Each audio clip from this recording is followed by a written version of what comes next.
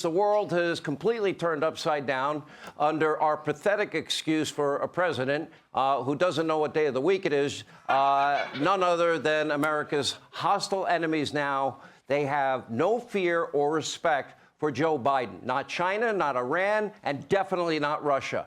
Now, Putin's thugs, as we talked about last night, they took down a U.S. Reaper drone over international waters, which in most cases, most presidents would view as an act of war.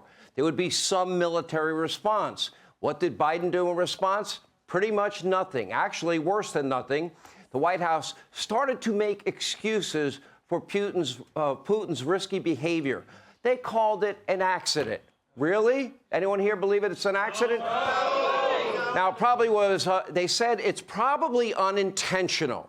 They said it probably was a result of a profound incompetence of these Russian pilots. Does anybody here believe that there are incompetent fighter jet pilots that not once but twice dumped jet fuel on top of our drone and then took it out of the sky? I don't believe that. Anyway, the Biden administration, they are lying to you, the American people, and Putin's pilots, as I said, dumped multiple times fuel on the drone, and they ran the propeller. By accident, we're supposed to believe? I don't think so. Odds are 99.9% that Vladimir himself ordered this to happen. In fact, breaking tonight, even from fake news NBC, quote, Russian leadership approved aggressive actions of jets that damaged the U.S. drone. Obviously, Biden's administration, their first instinct is to what? To always lie. Oh, the border's not secure because of Donald Trump. Just the opposite. Now, get this. Russia is now attempting to retrieve our drone from the Black Sea that they took out of the sky before our Navy can get to it. Where is the pushback? Joe, where are you? You're the commander-in-chief. Where is American leadership? Why are you going to take this? Not a single word from our part-time president, well, frankly, the cowardly Joe Biden. Now, back here at home, more insanity. This week's middle-class taxpayers, well, you're all forced to bail out some of the richest people in the world. I call it Biden's billionaire bank bailout. Tech CEOs, people that have vineyards that are very rich out in Napa, California. California's fanciful governor, Gavin Newsom, he has 3 vineyards. Other millionaires and billionaires from Northern California were made whole by the Biden administration after what is the collapse of the Silicon Valley Bank. Now, SVB was California's woke, trendy bank. So naturally, instead of safeguarding every penny deposited, SVB diverted a massive amount of money to left-wing causes. Now, get this. This is what we have discovered. That includes a whopping $73 million to BLM-related groups, $5 billion in commitments to climate change. And internally, the bank's obsession with diversity and equity and inclusion, that took precedence over risk management. As a matter of fact, on their board, there was one person that had any real experience in banking. Now, SVB was set up as a safe space for its employees.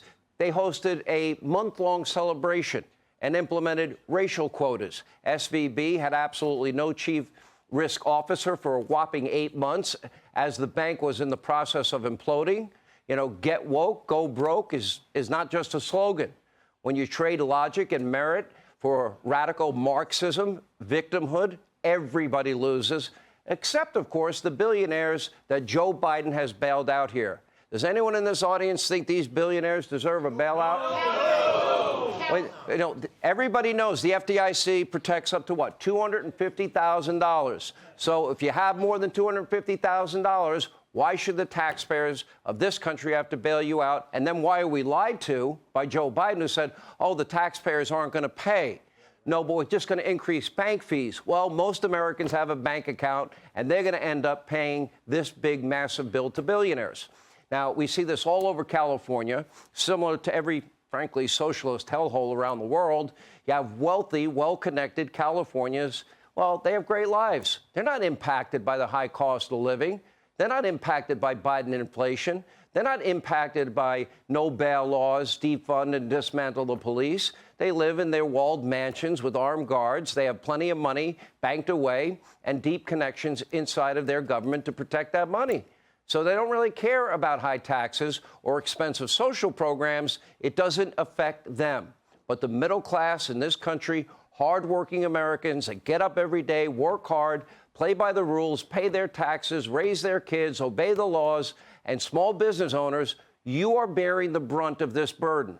And now the wokest city in California, San Francisco, they're now reaching the peak of insanity, and city leaders there are now seriously considering a plan to pay each and every African-American resident $5 million apiece for reparations. Now, this plan could cost nearly $1 trillion in money that San Francisco doesn't have. In fact, the entire state of California is going broke. Less than 2 years after Biden's blue state bailout, Newsom is already in a hole again. This time, California's budget deficit is at a whopping $24 billion. So is Joe Biden going to bail them out once again? Probably with your money. Now, in the new Democratic Party, the Socialist Party, the Marxist Party, well, you can drive your state into the ground. You can release violent criminals onto the streets. You can vilify police and first responders, but just don't use the wrong pronoun or the wrong word, or you're going to be labeled a racist and sexist and worse. Now, no one is safe from the left's word police, not even our friend Whoopi Goldberg over at The View, that hard-hitting news show. Take a look. Who still believe that he got, gypped somehow in the election will still believe that he cared enough about his wife to pay that was gas. When you're a certain age, you use words that you know from when you were a kid or you remember saying, and that's what I did today, and I shouldn't have. I should have thought about it a little longer before I said it, but I didn't. And I should have said cheated, and I used another word, and I'm really, really sorry. All right, I've known Whoopi for years. Whoopi, stop apologizing. Yeah! Are you tired of apologizing? I'm not really sure how anyone on the left can even navigate the complicated, ever-changing maze of victimhood and wrong words that we can no longer use. I don't think she had a negative intention when she used the word that was so offensive to people. As I said at the top, we're living in an upside-down world. Everybody should be concerned.